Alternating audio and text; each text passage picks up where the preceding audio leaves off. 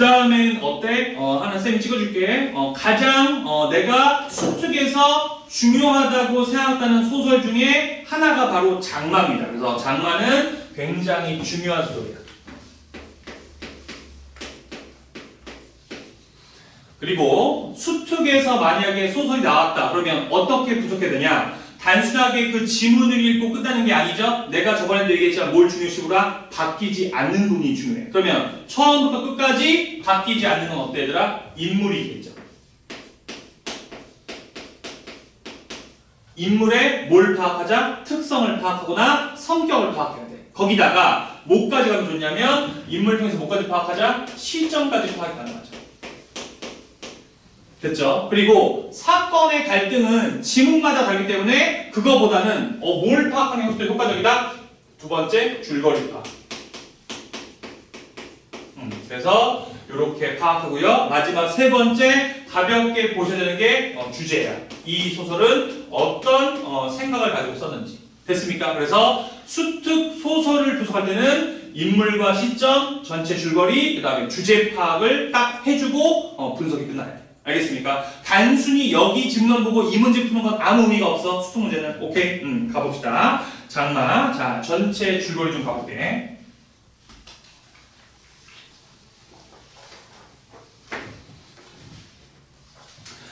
나의 집에는 친가와 외가 식구들이 함께 살고 있다. 유교 전쟁이 일어나자 서울에 살던 외가 식구들이 나가 사는 할머니 집으로 피어나서 신세를 지게 된 것이었다. 마을이 국군에 수복된 후 빨치산인 삼촌은 산에 숨어 지내는 신세가 되고 외삼촌은 국군에 입대하여 서로 거북한 상황이 되었음에도 할머니와 외할머니는 의좋게 지내왔었다. 그러면 어때더라? 여기서 서술의 중심이 누굽니까? 나란 사람이 나왔으니까 딴 건 아무것도 몰라도 뭐까지 파악이 가능하다? 시점의 인칭까지 파악이 가능하죠. 몇 인칭? 1인칭.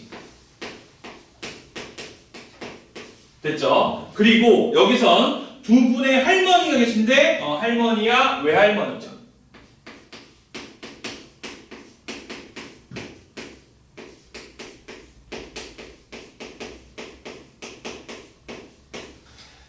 그리고 이 배경이 지금 뭐라 그랬어 얘들아? 유교 전쟁의 뒤라고 얘기했는데 여기서 빨치산인 삼촌이래. 삼촌은 빨치산.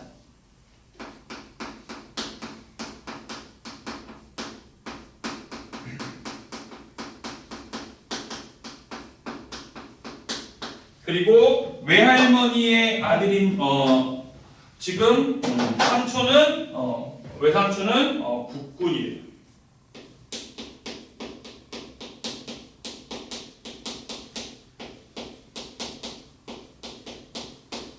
자, 어때더라? 여기까지만 파악이 돼도 벌써 갈등과 극과 명확해지죠? 어때? 삼촌인 빨치산과 외삼촌 국군 간의 대립. 즉 어때더라? 그 당시 우리나라 북한과 남한의 대립을 보여주고 있잖아. 그래서 이건 누구와 누구와의 대립이다? 외할머니와 할머니의 대립이고요. 그 다음에 이걸 통해서 우리가 알 수 있는 거 이념 대립을 대표적으로 나타내는 거죠. 됐어 여기까지? 그 다음에 계속할게. 어느 날 낯선 사내가 나에게 접근해 과자를 깨며 삼촌의 행방을 캐물었고 나는 삼촌이 전날 밤 집에 다녀간 일을 털어놓았다. 삼촌은 다른 가족들의 설득 끝에 자수를 결심했으나 방 밖에서 들린 외할머니의 인기척에 놀라 황급히 집을 떠났던 것이다. 나의 실토로 인해 아버지는 형사에게 잡혀가 고초를 겪었고 나는 할머니의 거센 분노를 샀다. 그러나 감싸준 것은 외할머니였다. 까지 됐죠? 그래서 낯선 사내가 와가지고 삼촌이 도망갔던 사건이 하나 있고요. 그 다음에 여름장마가 이어지던 어느 날 외삼촌의 전사 통지서가 날아든다니까 누가 돌아가셨다? 외삼촌이 돌아가셨대요. 비극하죠? 비극이죠. 나는 아들을 떠나보낸 외할머니에게 측은함을 느낀다. 할머니와 외할머니 사이는 나가 형사한테 과자를 얻어먹은 사건의 계기로 금가가기 시작했는데 하니까 첫 번째 할머니와 외할머니의 갈등이 뭐라고 하더라? 낯선 남자한테 과자 얻어먹고 삼촌은 실토한 부분. 그래서 첫 번째 갈등은 낯선 사람에게 과자를 얻어먹은 것.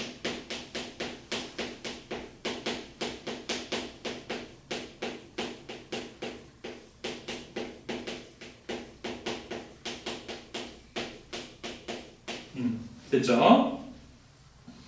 외삼촌의 죽음이 알려진 이후로 완전히 갈라서게 된다. 외할머니가 빨치산들을 향한 저주를 퍼부었고 이에 빨치산 아들 둔 할머니와 한바탕 싸움이 벌어졌던 것이다. 두 번째 어때더라? 갈등의 시작이 또 뭐래요? 지금 외삼촌의 전사.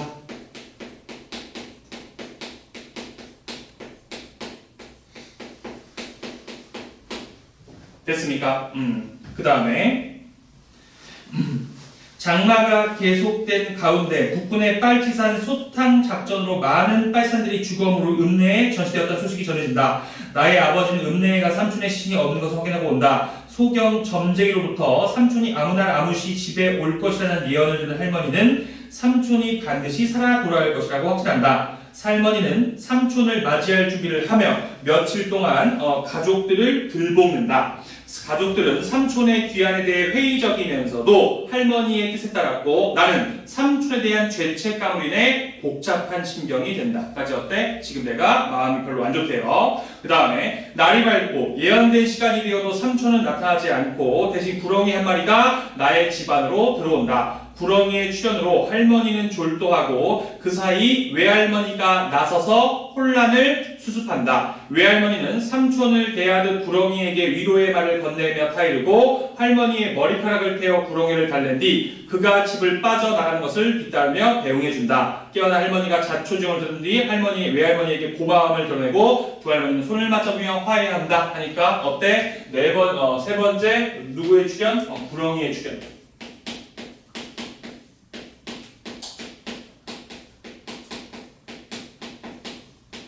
그리고 얘들아 이 구렁이는 어떨까? 점쟁이가 삼촌이 돌아오기로 한 날 구렁이가 왔으니까 삼촌의 어때? 영혼으로 봐도 되겠죠? 그래서 구렁이가 삼촌의 영혼이다. 이렇게 보세요. 마지막. 그날로 몸져놓은 할머니는 일주일 후 임종의 자리에서 나의 지난 날을 모두 용서하고 숨을 거둔다. 됐습니까? 그러면 지금 요렇게 낯선 사람이 과자 먹어서 갈등이 시작된 부분 외삼촌의 전사 때문에 외할머니랑 친할머니랑 갈등이 가장 절정인 부분. 근데 마지막에 구렁이의 출현 뒤에 외할머니가 돌려보내주고 화해한 부분. 이게 어때? 이 전체 장마에서 핵심적인 부분이 되겠지. 그럼 어때? 충분히 나올 가능성이 있겠네. 됐습니까? 자 이렇게 줄거리 보고요. 그 다음에 우리 수툭 지문 좀 볼게. 불쌍한 것 혼잣말을 남기면서 외할머니는 내 곁을 떠났다. 구겨진 무명 치맛자락을 소리 없이 끌면서 마루로 나서는 외할머니의 뒷모습을 나는 실눈을 뜨고 바라보았다. 방금 그 중얼거림이 누구를 가리키는 것인지는 모른다. 불쌍한 사람은 내 주위에 너무 많았다. 우선 일선에서 전사한 외삼촌이 그렇고 사실은 나 역시도 몹시 불쌍한 처지에 있었다. 형사한테서 양과자를 얻어먹은 사건 이후로 나는 근 달 소수간이나 줄곧 우란에서 틀어박혀 근신할 것을 명령한 아버지와 용서할 권한을 가진 할머니의 눈치를 살피는 신세였다. 그러나 가장 불쌍한 사람 바로 외할머니 자신이었을지도 모른다. 마루 끝에 앉아서 구름에 덮인 건지산 근방을 바라보는 외할머니의 모습은 몹시도 허전해 보였다. 전사 풍선을 봤던 날 저녁에 본 강하고 두렵던 모습은 도무지 찾아볼 수 없었다. 이젠 시들 대로 시들어 먼 산 바라기로 오두만이 앉아있는 초라한 할멈 하나가 있을 뿐이었다. 고역에서 해방된 기분은 그 측은한 모습으로 하여 금세 지워지고 말았다니까 어때? 외할머니한테 내가 뭘 느낀다? 연민을 느끼고 안타까워하고 있죠? 자, 중요한 부분. 외삼촌의 죽음을 알려진 후 며칠 동안 나의 어머니가 크게 슬퍼한 것과 이모의 상황이 나오고요. 그 다음에 어머니나 이모는 그래도 괜찮은 편이었다. 무엇보다 우려되는 건 할머니와 외할머니 간의 불화였다. 외삼촌과 이모를 공부시키기 위해 살림을 정리해서 서울로 떠났던 외가가 어느 날 보통이를 꾸려들고 느닷없이 우리들 앞에 나타났을 때 사랑채를 비우고 같이 지내기를 먼저 권한 사람은 할머니였다. 난리가 끝나는 날까지 늙은이들끼리 서로 의지하며 살자는 말을 여러 번 들을 수 있었고 얼마 전까지만 해도 두 사돈댁은 사실 말다툼 한 번 없이 의좋게 지내왔었다. 수복이 되어 완장을 두르고 설치던 삼촌이 인민군을 따라 어디론지 쫓아가 버리고 그때까지 대바 속에 굴을 파고 숨어 의용군을 피하던 외삼촌이 국군에 입대하게 되어 양쪽에 다 각기 입장을 달리하는 근심거리가 생긴 뒤로도 겉에 두드러진 변화는 없었다. 여기서 어때더라? 삼촌과 외삼촌이 들어갔을 때도 갈등 없었대. 그러던 두 분 사이에 얼추 금이 가기 시작한 것은 저 사건. 내가 남모르는 사람의 꼬임에 빠져 과자를 얻어먹은 일로 할머니의 분노를 사면서였다. 할머니의 말을 옮기자면 나는 짐승마도 못한 과자 한 조각에 삼촌을 팔아먹은 천하의 무지막지한 사람 백정이었다. 외할머니가 유일한 내 편이 되어 궁지에 몰린 외손자를 감싸고 역성드는 바람에 할머니는 그때 단단히 비위가 상했던 것이다. 다음으로 두 분을 아주 갈라서게 만든 결정적 계기는 전사 통수를 받은 이튿날에 왔다. 먼저 복장을 지른 쪽은 외할머니였다. 그날 오후도 장대 같은 벼락불이 건지산 남방으로 푹푹 꽂히는 험한 날씨였는데 마루 끝에 서서 그 광경을 지켜보던 외할머니가 벼랑과 무서운 저주의 말을 퍼붓기 시작한 것이다. 더 쏟아져라. 어서 한 번 더 쏟아져서 바우스에 숨은 빨갱이 맞아 다 실어가거라. 나무 틈새기에 엎딘 뿔갱이 수댕이같이 싹싹 끄실러라. 한 번 더 옳지 하느님 고맙습니다. 소리를 듣고 식구들이 마루로 몰려들었으나 모두들 어리둥절해져서 외할머니를 말리는 사람이 없었다. 벼락에 맞아 죽어 넘어지는 하나하나의 모습이 눈에 선히 보인다는 듯이 외할머니는 더욱 기가 나서 빨치산이 득실거린다는 건지산에 대고 자꾸 저주를 쏟았다니까. 어때? 지금 외삼촌이 죽고 나서 외할머니가 이렇게 빨치산에 죽으라고 이렇게 막 소리치는 장면입니다. 넘겨서. 저 늙다리 옆에 내가 뒤질라고 한잠을 잤다. 그러자 안방문이 우당탕 열리면서 아기를 그득 담은 할머니의 얼굴이 쑥 불쑥 나타났다. 외할머니를 능히 필적할 만한 인물이 그제까지 집안 한쪽에 도사리고 있었음을 나는 뒤늦게 깨닫고 긴장했다.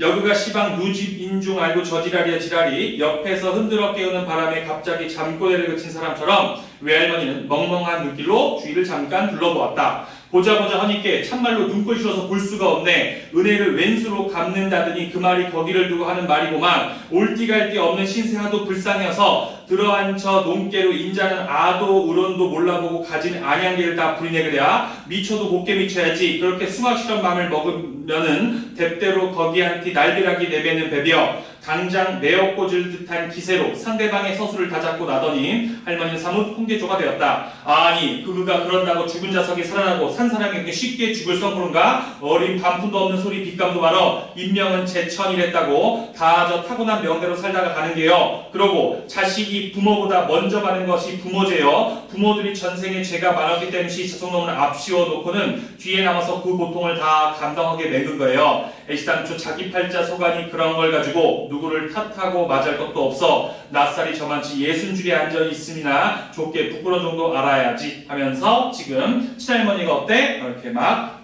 비난하고 있는 거야. 그려 나는 전생에 죄가 많아서 아돌로 먼저 발다 찾아. 그럼 누구는 복을 휘어지게 짊어지고 와서야 아돌로서를 그따위로 지었다냐 하고 외할머니도 앙팔지게 쏘아붙였다.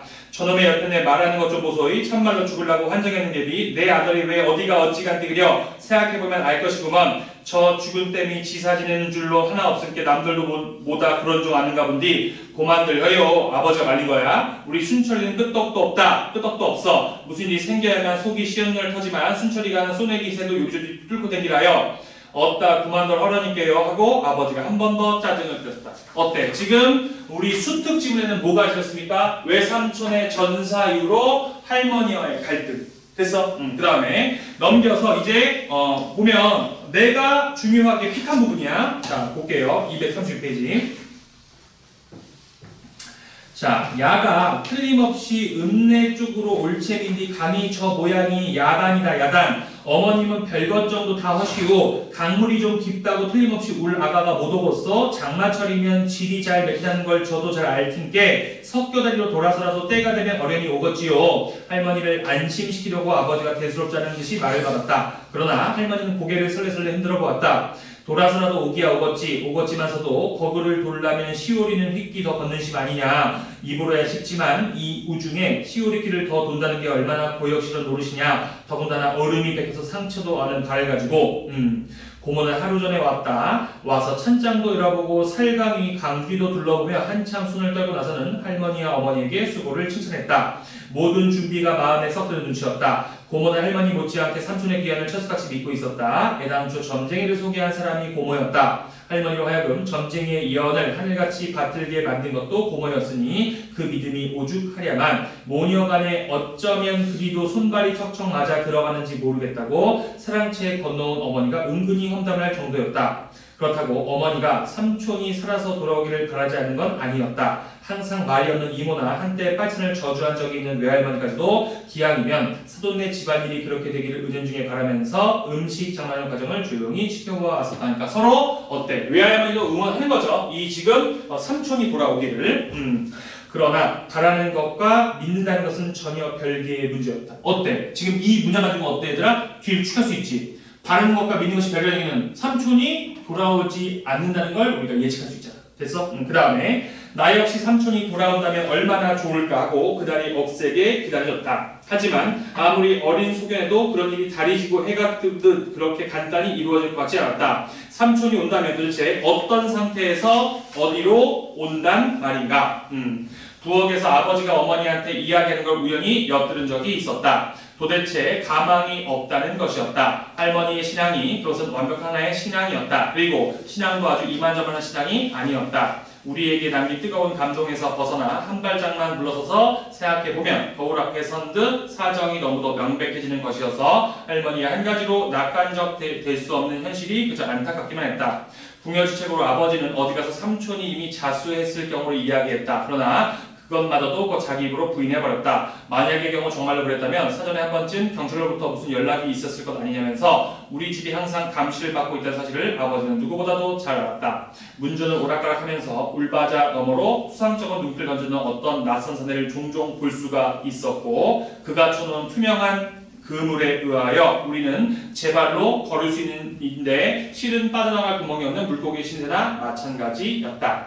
그 사내가 바로 이웃인 진군의 집에 들러 우리 집 형편을 서서히 염탐하고 가거나 드물게는 아버지를 살그머니 불러내어 주막에 가서 같이 술을 마실 때도 있었다는 걸 나는 진작부터 알고 있었다.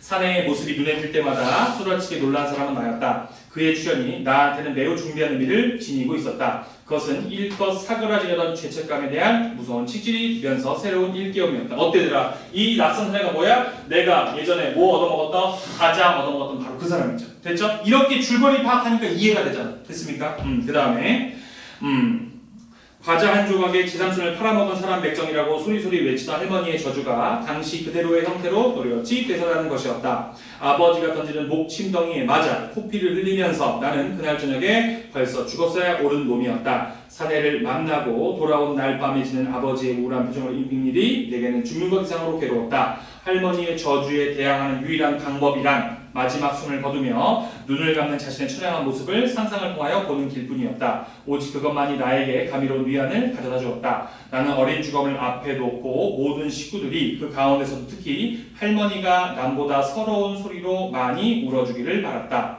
할머니의 후회가 크면 클수록 나는 당연하게도 더욱더 감미로운 기분에 젖을 수 있었다. 그러나 상상에서 깨어보면 나는 여전히 피둥피둥하게 살아있었고 그래서 돌아온 삼촌의 얼굴을 다시 대할 일이 점점 꿈만 같아지는 것이었다. 내가 삼촌이 돌아오기를 누구보다도 더 기다리면서 한편으로는 어처구니 없이 독한 마음을 품는 건 이를테면 사람들 눈에 띄지 않는 어느 으슥한 산골짜기 같은 데서 이미 오래전에 싸늘한 시체로 굳어져 내 눈앞에 다시 나타난 날이 영영 없기를 바라는 건 순전히 그 때문이었다. 어때? 삼촌한테 죄책감도 있고 삼촌은 보기 두려운 거죠. 내 입장에서. 그 다음에 정말 나는 하루 앞으로 닥쳐온 그 아무날 아무시가 견딜 수 없이 두려웠다. 너무나 두려워 세상 끝날까지 오늘만이 한없이 재촉되기를 어느 앞에나 빌고 있는 심정이었다. 그러나 제 아무리 그렇다고 해도 아버지가 겪는 고통에 비하여 비기면 역시의 괴로움 따위는 아무것도 아니었으리라. 부엌에서 이야기할 때 할머니의 지나친 처사에 불먹은 소리를 하는 어머니를 애절한 말씨로 타이르고 있었다. 낸들 왜 몰라서 그러겠나. 임자 말자꾸로 암에 안 오기를 쉬울게요. 그러고 천행으로 온다 하여도 어머님이 마음 잡순 대로 일이 그렇게 안 될게요. 내가 그건 자네보다 더 잘 알아. 하지만 자식된 무리로 어쩌겠나. 허라는 대로 아니었다가 무신고를 또 당할지 누가 아냔 말이여. 시방 좁게 몸살을 알아두는 것이 나중에 더 험한 일을 치는 것보다는 낫지 안 그런가 하니까 아버지가 어머니한테 이제 이해를 구하는 거죠. 됐습니까? 그럼 이 부분은 지금 어디 얘들아? 구렁이의 출현 어때? 직전을 내가 보고 됐습니까? 여기가 내가 지금 픽한 부분. 됐어. 이렇게 전체 줄거리 파악하고요. 그 다음에 나라는 인물, 할머니와 외할머니, 그 다음에 삼촌과 외삼촌의 이념 대립이라고 봐야 되고, 더 중요한 거 하나 팁 줄게. 자, 그러면 1인칭인 건 이제 알았어. 그러면 도대체 주인공인지 관찰자 시선인지는 모르잖아. 알아두세요, 얘들아. 자, 1인칭 주인공이면 사건의 갈등 구조에 내가 들어갑니다. 근데 여기 지금 갈등의 주인공은 누구야? 할머니와 외할머니의 갈등이죠. 그럼 나는 어때? 갈등을 바라보니까 내가 뭐가 된다? 관찰자가 되는 거야. 그래서 여기는 1인칭 무시점이다. 관찰자 시점이다. 됐습니까? 요거까지 봐. 자, 그리고 넘겨보시면 이거는 2001학년도 수능인데 여기 지금 얘들아 5문제가 실제 장마 기출인데 50번은 풀지 마시고요. 47, 48, 49, 50 있죠? 4문제 한번 풀어볼게요. 준비하고 자 바로 합니다. 시작. 여긴 얘들아 예전 거라 보기가 그렇게 설명이 친절하지 않죠? 지금 보기만 읽어보는데 한국 문화의 세계화는 51번 두 가지 측면에서 접근할 수 있다. 첫째, 한국 문화의 특성을 어떻게 이해시킬 것인가. 둘째, 우리 문학이 지니고 있는 보편성을 어떻게 찾아내 드러낼 것인가 이다.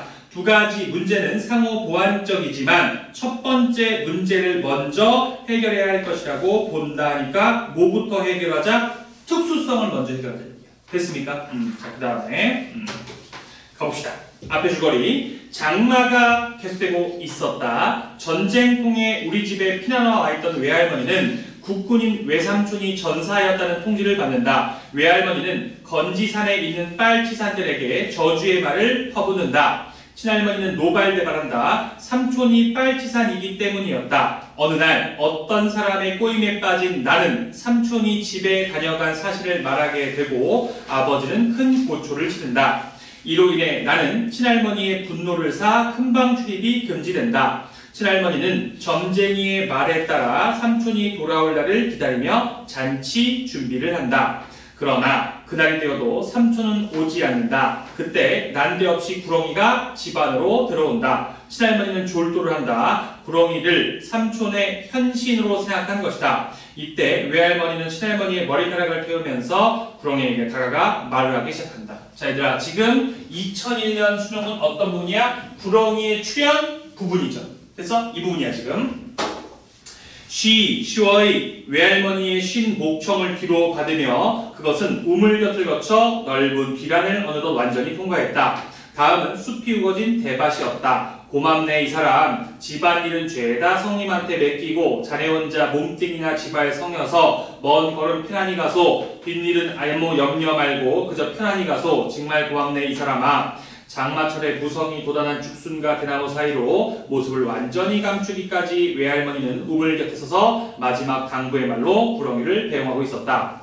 이웃마을 용산리까지 가서 진군의 아버지가 의원을 모시고 왔다. 졸도한 지 서너 시간 만에야 겨우 할머니는 의식을 회복할 수 있었다. 그 서너 시간의 무의식의 세계에서는 서너 달에 해당하는 먼 여행이었던 듯 할머니는 방 안으로 휘둘러보면서 정말 오래간만에 집에 돌아온 사람 같은 표정을 지었다. 갔냐? 이것이 맑은 정신을 되찾고 나서 맨 처음 할머니가 꺼낸 말이었다. 고모가 말뜻을 재빨리 알아듣고 고개를 끄덕였다. 이제는 안심했다는 듯이 외할머니는 눈을 지그시 내리깔았다. 할머니가 까무러친 후에 일어났던 일들을 고모가 조용히 설명해 주었다. 외할머니가 사람들을 내쫓고 감나무 밑에 가서 타이른 이야기, 할머니의 머리카락을 태워 감나무에서 내려오게 한 이야기, 대밭 속으로 사라질 때까지 시종일관 행동을 같이 하면서 바래다 준 이야기, 간혹가다 한 대목씩 빠지거나 약간 모자란다 싶은 이야기는 어머니가 옆에서 상세히 설명을 보충해 놓았다. 할머니는 소리 없이 울고 있었다. 두 눈에서 하염없이 솟는 눈물방울이 풀쭉한 볼거랑을 타고 백인입으로 줄줄 흘러내렸다.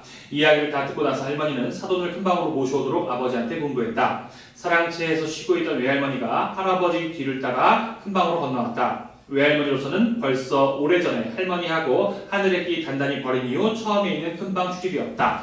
고맙소. 정기가 웃거진 우눅한 눈을 지켜 간신히 외할머니를 올려다보면서 할머니는 목이 깡 메었다. 사분도 별실한 말씀을 다 외할머니도 말끝을 마무르지 못했다. 그 다음에 어때더라? 기역 부분은 가로니까 이거 읽으면서 옆에 요약이 돼야 돼. 야한티서 이 얘기는 다 들었소. 내가 당해야 할 일을 사분이 대신 맡아구랴. 그 험한 일을 다 치르느라고 얼마나 수고 싫었을꼬. 인자는 다 지나간 일이니께 그런 말씀 고만두시고 어서 몸이나 잘 추시기라오. 고맙소. 참말로 고맙구려. 어때? 지금 이 기억 부분은 뭐야? 할머니와 외할머니의 화해죠.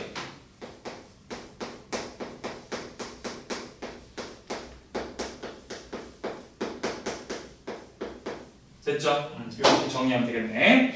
할머니가 손을 내밀었다. 외할머니가 그 손을 잡았다. 손을 맞잡은 채 두 할머니 한동안 말을 잇지 못했다. 그러다가 할머니 쪽에서 먼저 입을 열어 아직도 남아있는 근심을 털어놓았다. 탈 없이 잘 가긴 했는지 몰라라오. 염려 마시란께요. 지금쯤 어디 가서 편안히 거처음시나 사분댁 터준으로 톡톡히 하고 있을 것이요. 그만한 이야기를 나누는데도 대번에 기운이 깔아져 할머니는 가쁜 숨을 몰아쉬었다. 가까스로 할머니가 잠들기를 기다려 구안을 맡은 고문만을 남기고 모두를 큰방을 물러나왔다. 그날 저녁에 할머니는 또 까물어졌다. 의식이 없는 중에도 대숫가 흘려넣은 매임과 탕약을 입 밖으로 죄다 토해버렸다. 그리고 이튿날부터는 마치 육체 운동장에서 정신이란 이름의 장난꾸러기가 들어왔다 나갔다 숨바꼭질을 하는 수없이 되풀이하는 것 같은 고통의 시간의 연속이었다. 대소변을 일일이 받아내는 고역을 치러가면서 할머니는 꼬박 한 일주일을 더 버티었다. 안에 있는 아들보다 밖에 있는 아들을 언제나 더 생각했던 할머니는 마지막 날 밤에 다 타버린 촛불이 쓰러지듯 그렇게 눈을 감았다. 할머니의 긴 일생 가운데서 어떻게 생각하면 잠도 안 자고 먹지도 않고 그러고도 놀라운 기력으로 며칠 동안이나 식구들을 들볶아 대면서 삼촌을 기다리던 그 짤막한 기간이 사실은 꺼지기 전의 마지막 한순간을 확 타오르고 촛불에 찰나가 맞먹는 할머니에게 가장 자랑스럽고 행복에 넘치던 시간이었나 보다. 임종의 자리에서 할머니는 내 손을 잡고 내 시간을 모두 용서해 주었다. 나도 마음속으로 할머니의 모든 걸 용서했다. 어때? 마지막에 화해하는 장면. 그래서 지금 요렇게 정리되는데 지금 안 나온 장면이 어때? 세니 얘기는 어때? 구렁이의 출연 직전이 안 나왔고요. 또 하나 어때? 낯선 사람들 과자 먹고 할머니랑 갈등 부분이 나오지 않았다. 됐습니까? 그래서 이렇게 보시면 되고요. 이제 문제로 가자. 자, 47번. 윗글의 내용을 보기와 같이 정리하였을 때 가에 해당하는 장면에서 보기 두 할머니의 갈등이고요. 구렁이의 출연, 할머니의 졸도, 외할머니의 배웅. 갈등에서는 어느 부분이 보자. 1번. 할머니가 삼촌을 기다렸다. 이건 어때더라? 삼촌을 기다린 것 뿐이죠. 갈등에서 안 됐어. 2번. 할머니가 의식해보겠다. 이거는 다 끝난 다음이고요. 3번. 고모가 할머니에게 경과를 이야기했다. 이것도 외할머니랑 할머니랑 화해한 게 아니죠. 4번. 외할머니가 큰 방으로 건너와서 그 다음에 화해한 거죠. 답 몇 번? 4번이 답이 됩니다. 할머니가 돌아가신 건 어때더라? 모두가 다 끝나고 돌아가신 거니까 갈등의 해소 부분이 아니고 갈등의 해소가 끝나고 돌아가신 겁니다. 48번. 기억처럼 보기에 대화가 이루어진다고 말 때 밑줄 친 부분에 들어갈 말로 가장 적절한 거. 보기. 미안해서 어쩌지? 내가 했어야 되는데. 자, 기억은 뭐야 얘들아? 두 분의 화해니까 이게 들어가야 되죠. 1번. 그런 소리 하지마. 내 몸이나 잘 돌봐면서 화해의 부분이죠. 답은 1번이 됩니다. 40번. 이 작품의 결말 부분인 니은에 대한 단어들이다. 윗글의 내용으로 미뤄볼 때 적절하지 않은 것. 한 줄 띄어져 있어 여운을 남기고 있죠. 1번 맞고요. 2번. 작품의 제목과 긴밀하게 연결. 지루한 장마인데 장마가 끝나고 모든 게 다 해소된 거죠. 그 다음에 3번. 장마기간 동안 사건이 진행되었다. 4번. 밑줄 주세요. 새로운 갈등의 시의 사투고. 자, 갈등의 시의 사투는 게 아니라 모든 갈등이 해소되고 끝난 거니까 이건 말이 안 되겠네. 답은 4번입니다. 51번. 자, 아까 읽었으니까 어떠더라? 한국 문학의 특수성으로 적절하지 않은 걸 가야 돼. 1번. 이 작품에 담기는 사투리 투기 어조는 작품만이 갖고 있는 특수성이죠? 1번은 맞고요. 2번. 이 작품에 들어가는 인물들 사이의 심리적 갈등 현상. 이건 어때더라? 모든 소설이 갖고 있는 보편성이지 특성이 아니죠. 답은 몇 번? 2번이 답이 됩니다. 3번. 이 작품에 나타난 한국의 전통적 가족제도의 인간관계. 이거는 작품 안에 있는 거고요. 4번. 이 작품에 나오는 토속주 사모님도 이 작품 안에 있는 거고요. 5번. 이 작품 배경이 6.25. 어때? 다른 배경이 아니라 이 작품만의 배경이니까 이것도 특수성입니다. 답은 2번. 됐어요? 그래서 장마까지 이렇게 했습니다. 자, 여기까지 하고 잠깐 쉬게요. 잠깐 쉬세요.